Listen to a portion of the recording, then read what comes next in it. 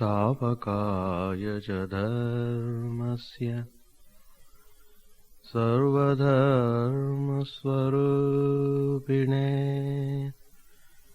स्थापकाय च धर्मस्य सर्वधर्मस्वरूपिणे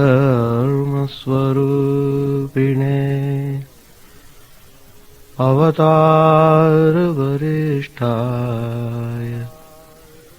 रामकृष्णाय ते नमः।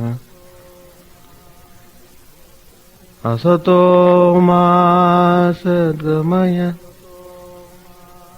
तमसो मा ज्योतिर्गमय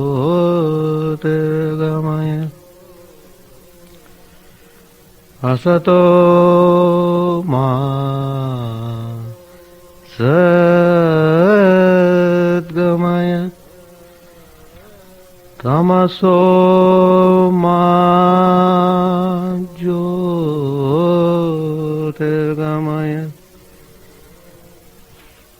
मृत्योर्मामृतं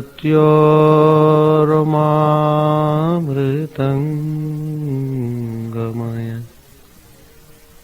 Om Shanti Shanti Shanti. Let us offer our salutations to Sri Ramakrishna, the embodiment of all religions, the Supreme God incarnate. Let us pray to Him to lead us from unreal to the real, to lead us from darkness of ignorance to the light of knowledge, to lead us from death to immortality. Today's topic, dynamic teachings of Swami Vivekananda. Swami Vivekananda's advent is very unique. His life itself is his dynamic teaching.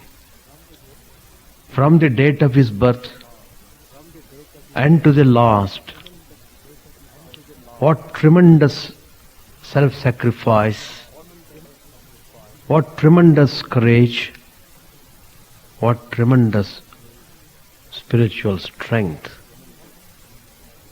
what tremendous compassion, tremendous love.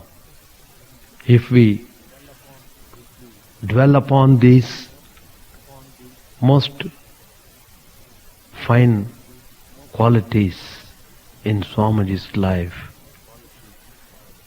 we find how they are remarkably dynamic, how they influence us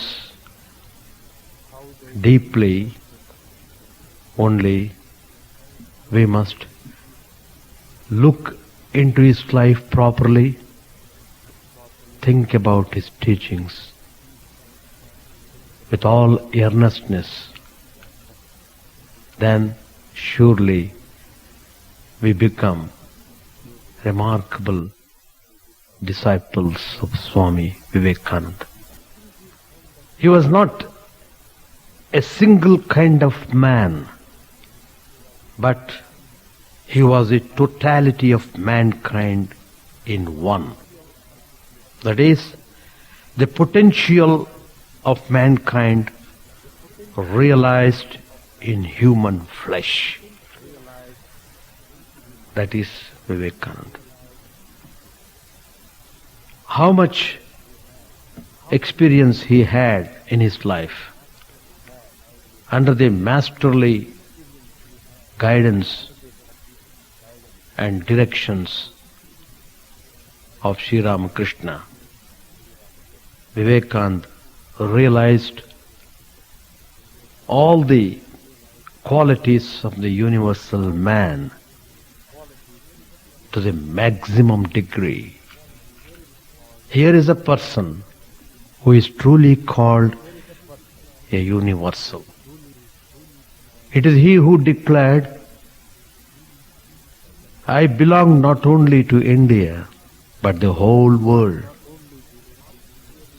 So his love expanded not merely to India, His love engulfed the whole universe.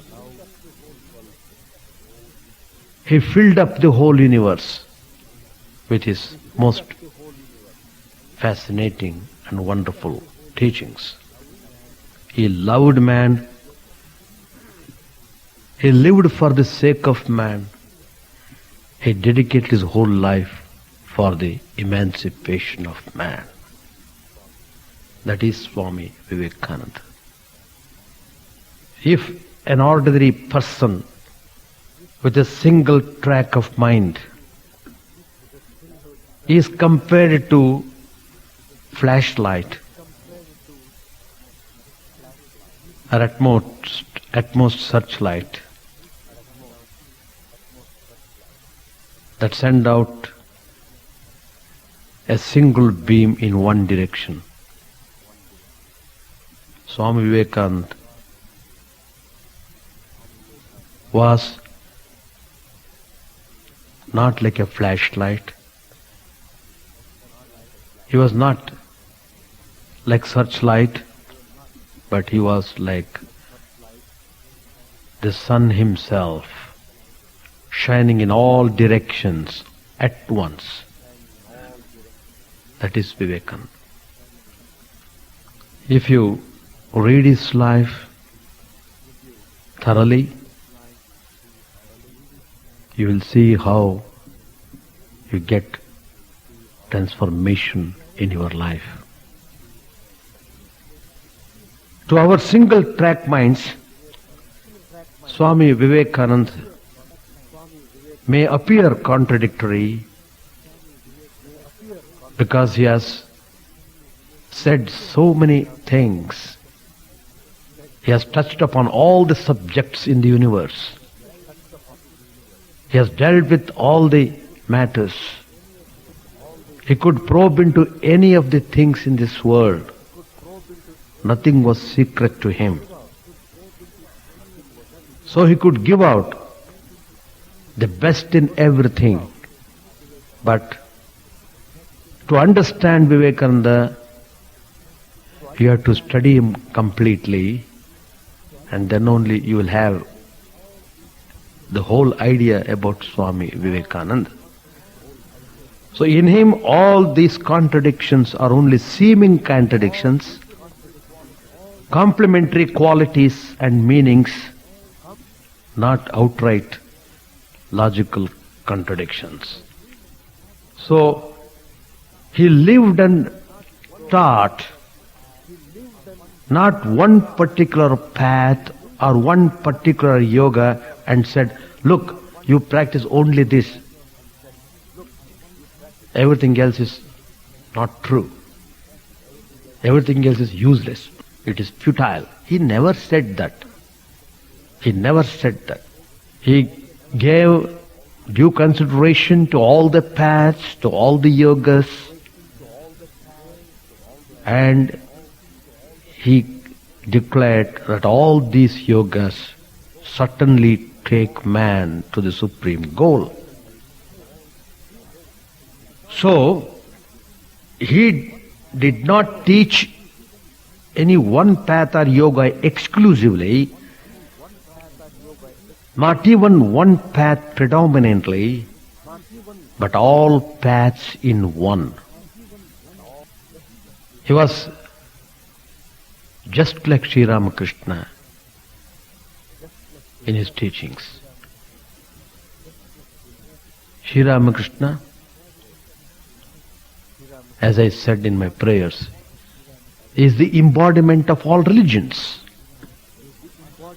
All religions merge in him. All religions lead towards him. Who is he? The same Paramatman, the same God. Just like sun shining in America, shining in Russia, shining in China, shining in India, it is one and the same sun. But for our practical purposes we say American sun, Indian sun, Russian sun. China's sun. Any number of suns you can multiply. But all these suns refer to the same sun. That is exactly what Sri Ramakrishna taught. That Sri Ramakrishna's unique message was given to the whole mankind by Swami Vivekananda. And Vivekananda is a person who had the final experience in all these paths.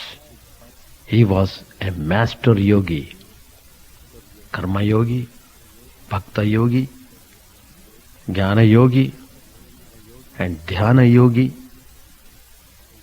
Anything he would do, perfect, excellent, wonderful.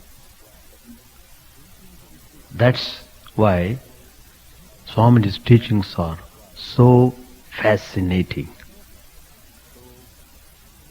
He did not slight one path for another. He was not lacking in reason. He was not lacking in emotion. He was not lacking in action. He was not lacking in meditation. But he taught to the whole humanity, to the whole world, the equal practice of all four paths, as far as such practice is possible for each individual. And in him, this practice became the absolute fusion of the four paths into one. It is so nice to meditate upon Swami Vivekananda's life and works. If you want to enjoy spiritual happiness, read Swami Vivekananda. When you are reading Vivekananda, his life and works, till you complete the reading of his literature, till that period, never deviate your mind or thoughts to any other way. Because as and when you keep on reading Swami Vivekananda, you get a momentum. You get more concentrated on the personality that should not be disturbed by diverting your attention to other things. Suppose you take 2 months or 3 months to read the whole literature. Those 3 months you should not look into any other reading. I am not telling from the fanatical point of view. I am only telling you to, in order to fully concentrate upon what you are reading, to fully meditate upon what Swami Vivekananda is teaching. Then you will understand what Swami Vivekananda is. So, he has blended all these four yogas in such a way. Each one is wonderful. It is so nice to be a good karma yogi. And it is so nice equally to be a good karma yogi, jnana yogi and all these yogas. How nice it is to be a master yogi. Even the conception is so nice to feel about. So the sum and substance of all these yogas, Swami Vivekananda has given very nicely. Reason without love is dry. What a wonderful statement.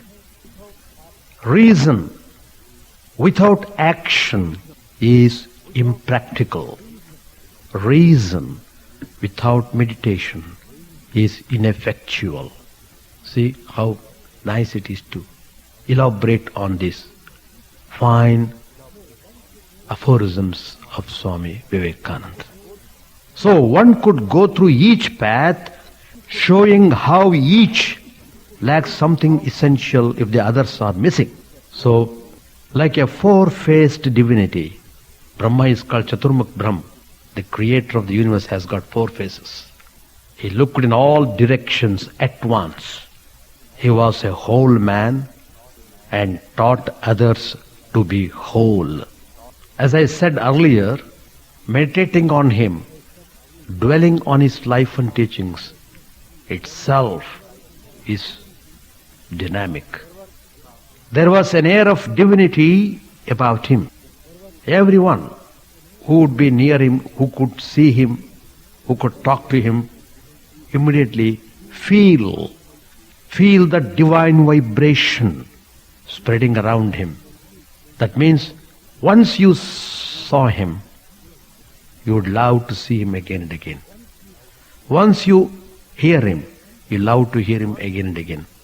That is called divine attraction. That is called divine power. Swami Vivekananda was poised thunderbolt forever, humming an immortal song like a murmuring stream. He radiated this singing power as the sun shines. It made his abstract intellectual teachings visible, almost palpable.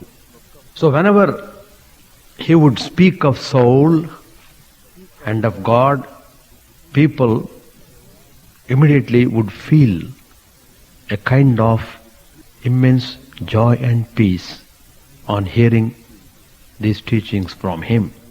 Swami Vivekananda was a divine incarnation, as were Sri Ramakrishna and Holy Mother. Every day and every moment, Swami Vivekananda proved this to his companions, his friends, his bearers, hearers and disciples. He used his divine powers only for the good of mankind. His whole personality was full of love and compassion. After Buddha, it's only in Vivekananda we see such total manifestation of love and compassion. It is that love that prompted him to come to America and deliver the dynamic teachings of Vedanta. He was ready to help anyone, irrespective of caste, color, race. He admonished superstitions. He disliked fanaticism, bigotry. To him, religion means the manifestation of divinity. To him, religion is intensely practical, not simply theory, not simply talking. No, it should be being and becoming. It is part and parcel of your life. Religion, in the true sense, is nothing but the manifestation of divine quality. That potential divinity is in everyone, man or woman. We have forgotten that nature, so we are always in trouble. Always. Please remember that. Even though you may live in a palace, even though you live in a forest, even though you live amidst most fascinating lakes, still you are not happy until and unless you realize your true divine nature.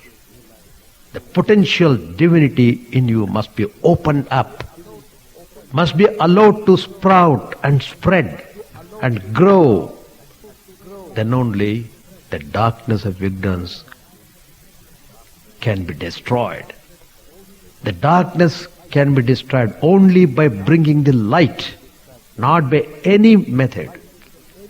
Bringing the light instantly removes darkness. So awakening yourself to that potential divinity already in you makes you remarkably peaceful and happy. That very moment, all the darkness of ignorance completely disappear. So, when man had realized the truth, he gives expression to that realization in so many ways.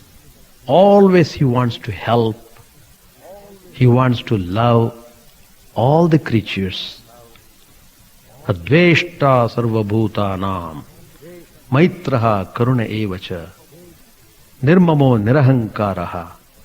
What fine qualities of a person who has realized the truth.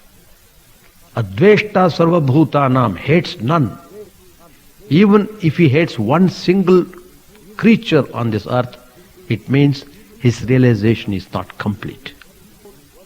Maitraha, the whole world is his friend. He likes to help. He likes to be a true friend to the whole world. Karuna evacha, full of compassion, compassion to the brim.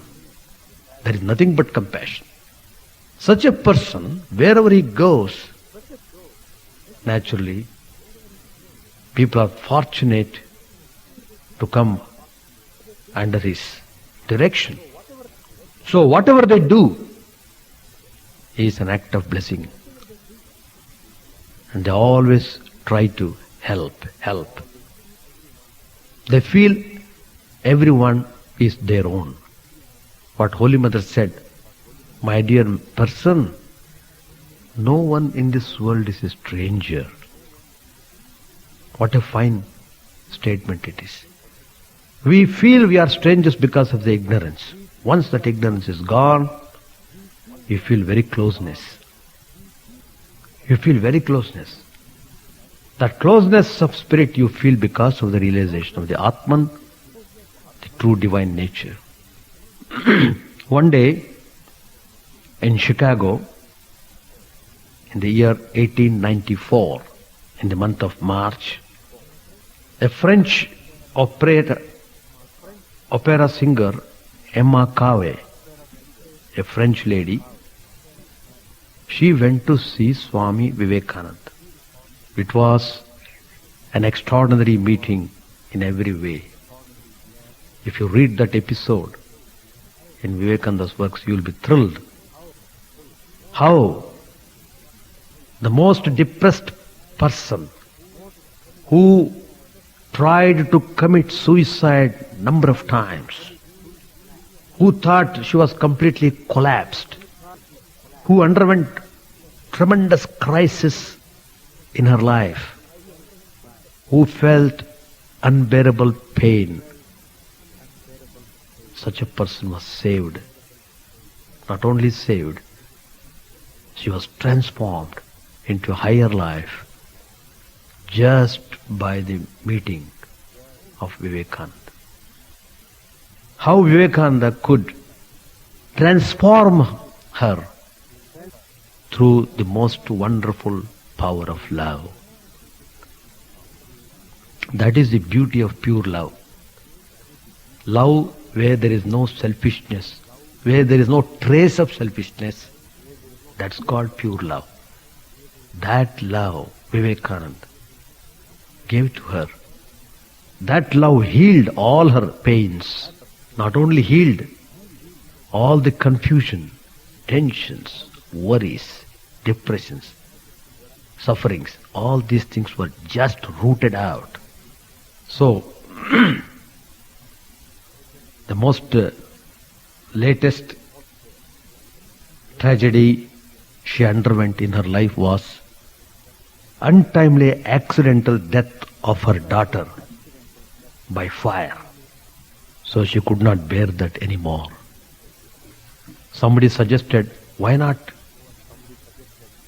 she go and meet Vivekananda,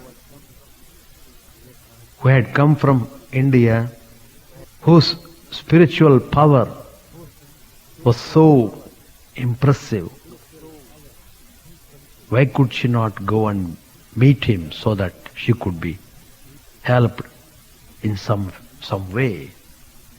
So, as I said earlier, several times she tried to drown herself in the lake. Several times. But some unseen power seemed to turn her steps toward the house where Swami was staying. Every time she would go to drown herself in the lake, the thought would come, why not I meet Swami Vivekananda once? So she would come to the place where Swami Vivekananda lived. But it so happened every time she came, she went away without ringing the bell. Finally, she determined she must meet him, whatever it might be. Let it be a last meeting, whatever it is. Though she came several times, she was very hesitant to go inside, but finally she came and she belled the ring. She pressed the bell, it began to ring, and she was in a very terrible agitation mood. Just she dashed into the room where Swami Vivekananda was sitting at his desk. Swami Vivekananda did not raise his eyes. Just without even seeing her, Swami Vivekananda addressed, "Come in, my child. Come in. Don't be afraid. What a troubled atmosphere you have about you. Be calm. Be calm. It is essential." And he addressed her as a child. And he told her many things which nobody else would know, only she would know.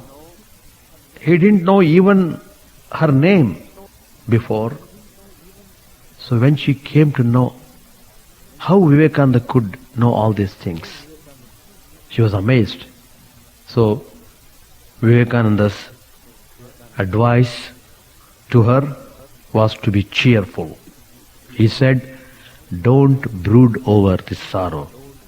Try to build up your health, transmute your emotions into some form of eternal expression." And Swamiji's personality, Swamiji's words of love and compassion had tremendous effect upon her. She felt she was completely transformed.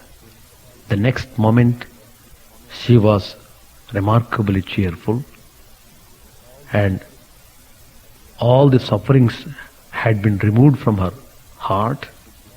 So she was really saved in every respect, and she could live her life very well afterwards without any problem. Madam Cave, she herself has said, she was changed immediately and permanently. She said she soon became peaceful and she became really happy. One important point here for us to note is that Swami Vivekananda did not find fault with her. He did not condemn her. He did not tell, "Oh, you have committed all sorts of sins, you are useless, worthless, stupid, idiot, etc." He never said these things. He never even said to her to give up her operatic career. She was a dancer. On the other hand, Swami Vivekananda told her to spiritualize her way of life, spiritualize her art. That's the way how Swami Vivekananda brought transformation in her life. So, Swami Vivekananda put out the raging storm of her grief as water puts out fire. All these things he could do only by his tremendous love.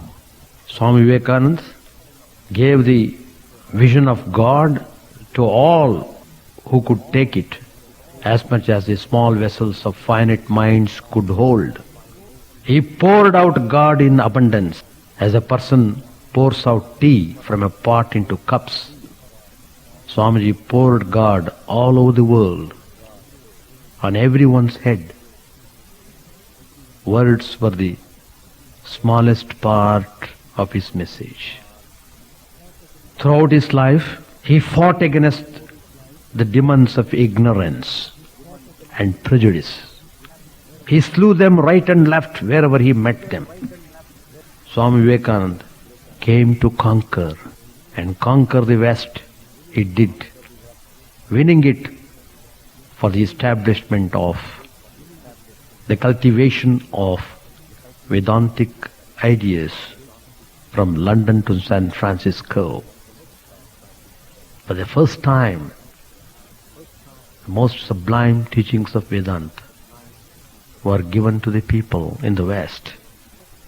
So, the first salvo of shots in this conquest of the West was fired at the Parliament of Religions at the World's Fair in Chicago in 1893. Those speeches at the Parliament were short ones, but they were so effective. They laid down the essence of his whole message to the West. The very first utterance at the Parliament, "Dear sisters and brothers of America," was most attractive to the whole audience. They stood up and gave tremendous applause. For the first time, they were seeing a person addressing them as dear sisters and brothers. He really felt them to be. So out of his infinite love and compassion, he addressed them that way. That spiritual power they could taste for the first time in that meeting. So, that was the first teaching of spirituality which they got from Vivekananda. That was really remarkable, to feel that everyone is sister and brother. And so, he opened up the hearts of people there. He awakened in them the spiritual glory, and he told them to expand. Expansion is life, contraction is death. So he took all the pains to impart the spiritual teachings to the people who were completely unknown to these spiritual ideas. Swami Vivekananda said in one of the meetings there at the Parliament, sectarianism, bigotry and fanaticism, these have long possessed this beautiful earth. The effect was violence, leading to bloodshed, leading to destruction of civilizations. But now the time has come. Swamiji said, I fervently hope. So, he sounded the main theme of his message at the famous Parliament of Religions, the unity of religions, Sarva Dharma Samanvaya, which Sri Ramakrishna demonstrated in his own life, practiced all religions, realized the truth in every one of them, and then declared there should be peace and harmony among us religions. It is foolishness to quarrel and hate in the name of religion. About religious bigotry, Swamiji gave a parable about a frog in a well who met a frog from the sea. The frog in the well could not believe the sea was bigger than his well. That is the apt symbol for religions and cultural bigotry. So, finally, he clarified the people about the teachings of Hinduism. What had happened was nobody could give the fundamentals of Hinduism in a proper way as Swami Vivekananda did. He said, Hinduism is a vigorous and all-inclusive religion that has absorbed and assimilated all the separate sects that have existed in India from time to time immemorial. The second point he said was, there is no conflict between Hinduism and science, though people think that way. In fact, Sri Ramakrishna himself, when he practiced religion, when he became the priest of Dakshineshwar temple, when he started worshipping Divine Mother Kali, and began to practice all the disciplines required. He seriously meant he must see God in this very life. He fixed that goal. He never desired anything other than this. His whole mind was given to the spiritual practices. All his energy was used up in that way. He began to address Divine Mother. "O Mother, people say," people means the sages, say that the supreme power, the divine power, is residing in you. And you are present, that divine power, protecting the whole universe, looking after the needs of all the people. That supreme consciousness is in this image which I am beginning to worship. If you are really present in this image, you must be revealed. I must see you. You must reveal yourself to me. I must talk to you. I must know the truth in letter and spirit. I must know that this image is not simply an idol. This is the place, this is the image where God manifests its power. So I should see the power of the divine in this image. If you are really there, if all the sages say that you are present in this universe, in this image, I must see you. I am prepared to practice all disciplines required. So with that reasoning, he began to practice. Then he did realize, after long practices, when the whole mind was saturated with the spiritual thought, finally he got the vision of the Divine Mother. So he could tell very emphatically, it's only to concentrate your attention, to focus properly, the image worship is introduced. So there is no conflict between religion and science. Reasoning has its value. So Swamiji, thus we find, gave out many ideas to the people. He awakened literally all the hearts of the people. He made them aware of their spiritual glory, and he told them in unmistakable terms to wipe out all types of weaknesses. You are suffering because of your weakness. You have no faith in God because of your weakness. You have no interest in spiritual life because of your weakness. You are terribly weak in every respect. As long as you are weak, so long you should suffer. Simply telling I must be peaceful, I must be happy, will not make you peaceful and happy unless you remove the root. Remove the root, then the tree of weakness will die. It will have its natural death. Removing the weakness is important. Always assert your strength. It's already there. It is covered up by the veil of weakness. But you must meditate upon strength. Abhihi, abhihi. That is the famous teaching of Upanishad. Abhihi means be fearless. Even if you have to die, die like a hero. Don't die like a coward. Die like a hero. Anyway you have to die. Face the death courageously, boldly. What is death after all? You're just throwing your body, that's all. That is the meaning of death.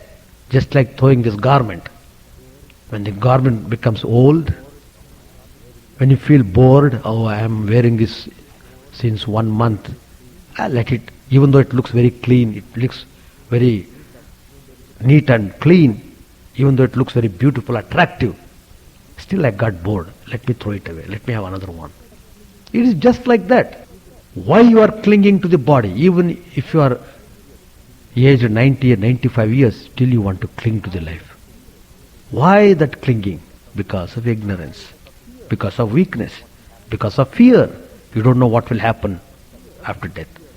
That dirty fear is the root of everything. Once that fear is gone, you are your true self. So we are born in this world to fight the weakness, not for building homes and constructing bridges and constructing roads and doing this, that, etc. All these things will go. They go and they come and go. You have used all your energy, you have used all your resources in doing all those external things, but you have neglected yourself completely. You are not able to build your own self. You are destroying yourself, you are destroying your life, destroying everything. So, what else but suffering? What else? So be strong. Be strong. Strength is what Upanishads speak to me from every age.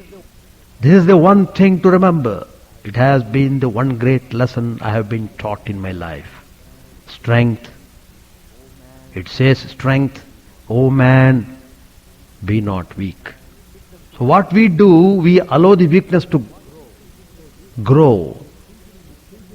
So by thinking more and more about weakness, we become more and more weak, more and more useless. So when you become utterly weak, you are dead as though you are living. That's the worst part of weakness. Amritasya putraha. You are all immortal children. That's another wonderful teaching of Vedanta. You are always present. There is no death for you. Death and birth are for the body. For the body. When you say, my body, I am living so fine.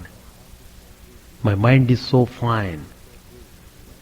My heart is so good. My liver is functioning properly. My eyes are looking well, etc., etc. All this when you are telling, that means you have got the separateness. You are inside the body. In fact, the Upanishads tells you, Narayana Sukta, a famous hymn in the Upanishad, it tells you the consciousness dwells in your heart in the form of light. In the form of light. It is there, Jyoti. You can see it. The Upanishad says, you can see it. How? By meditating on it, by concentrating on it, by diverting all your mind, putting the whole mind on it. Once you see that light, your goal is reached. Then no more weakness, no more trace of weakness will be there. You are completely free from all kinds of weakness. Once the light is there, where is the question of darkness? Tell me. Quite opposite. Just like that. When you are aware of your strength, all fear is gone. Gone forever. Then you are supremely peaceful and blissful. So, my friends, Swami Vivekananda says, as one of your blood, as one that lives and dies with you, let me tell you that we want strength and every time strength. And the Upanishads are the great mine of strength. Therein lies strength enough to invigorate the whole world. The whole world can be vivified, made strong, energized through them. They will call with trumpet voice upon the weak, the miserable, and the downtrodden of all races, all creeds and all sects to stand on their feet and be free. Freedom, physical freedom, mental freedom and spiritual freedom are the watchwords of the Upanishads. What I want is muscles of iron and nerves of steel, inside which dwells a mind of the same material as that of which the thunderbolt is made. Strength, manhood, kshatra virya, Brahma Tejas. That's what is needed. So, the most dynamic message given by Swami Vivekananda is this strength. All power is within you. You can do anything and everything. Believe in that. Do not believe that you are weak. Do not think that you are half crazy lunatics, as most of us believe nowadays. You can do everything without even the guidance of anyone. So, this is Swami Vivekananda. He has given 4 yogas. All these lectures on yoga were given in the West. Bhakti Yoga, Jnana Yoga, Karma Yoga, all this. They are available in separate books. Read them, understand them, practice them, and live the life. So with these words I conclude my talk. Thank you. Om Sahana Vavatu Sahanau Bhunaktu Sahaviryam Karavavahai Tejasvinavadhitamastu ma vidvishavahai. Om Shanti Shanti Shanti. Hari Om Tat Sat. May the Divine Lord protect us. May He nourish us. May we work in harmony with great vigor. May our study be illuminating and fruitful. May we not hate each other. Peace, peace, peace be unto all.